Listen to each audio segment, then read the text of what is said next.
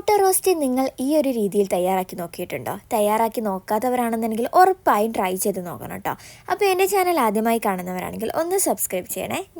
ഈ റോസ്റ്റ് കുക്കറിലാണ് തയ്യാറാക്കുന്നത്. അതിനായിട്ടൊരു 6 സവാള കട്ട് ചെയ്തത്, ഒരു തക്കാളി കട്ട് ചെയ്തത് എടുക്കുന്നുണ്ട്. എരിവിനനുസരിച്ച് 5-6 പച്ചമുളകും 1 ടീസ്പൂൺ ഇഞ്ചി വെളുത്തുള്ളി ചോപ്പ് ചെയ്തതും ഇട്ട് കൊടുക്കുന്നുണ്ട്. ഇതിലേക്ക് 1.5 ടീസ്പൂൺ മുളക് പൊടി, 1/2 ടീസ്പൂൺ മഞ്ഞൾപ്പൊടി, 2 ടീസ്പൂൺ മല്ലിപ്പൊടി, 1 ടീസ്പൂൺ ഗരം മസാല ചേർത്ത് കൊടുക്കുന്നുണ്ട്. ഇനി ഇതിലേക്ക് ആവശ്യത്തിന് ഉപ്പും കൂടെ ചേർത്ത് കൊടുക്കാം.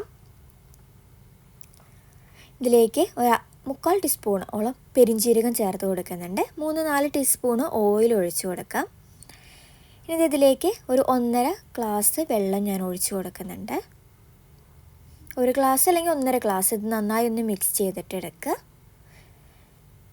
ഇനി ഇത് കുക്കറിൽ ഒരു 3-4 വിസിൽ അടിച്ചെടുത്തിട്ടുണ്ട് ഞാനിത്. ഇനി ഇതിലേക്ക് അരമുറി തേങ്ങ അരച്ചതും കൂടെ ഒഴിച്ച് കൊടുക്കേണ്ടത്. തേങ്ങയോ തേങ്ങാപ്പാലോ ഒഴിച്ച് കൊടുക്കാം കേട്ടോ. ഞാൻ ഇപ്പോൾ തേങ്ങയാണ് അരച്ചൊഴിച്ചിട്ടുള്ളത്. ഇനി ഇതിലേക്ക് ഒരു തണ്ട് കറിവേപ്പിലയും കൂടെ ഇട്ട് കൊടുക്കാം.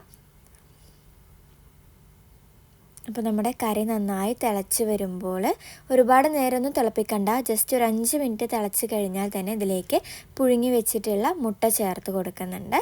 അപ്പോൾ ഇതിന് നമ്മുടെ ഗ്രേവി അത്യാവശ്യം നല്ല തിക്കായിട്ട് വന്നിട്ടുണ്ട്. ഒരു പ്രത്യേക ടേസ്റ്റാണ് കുക്കറിൽ അടിച്ച ഉള്ളിക്ക് കേട്ടോ. അപ്പോൾ എല്ലാവരും ട്രൈ ചെയ്ത് നോക്കുക. വീഡിയോ ഇഷ്ടപ്പെട്ടാൽ സബ്സ്ക്രൈബ് ചെയ്യാൻ മറക്കരുത്. Thank you.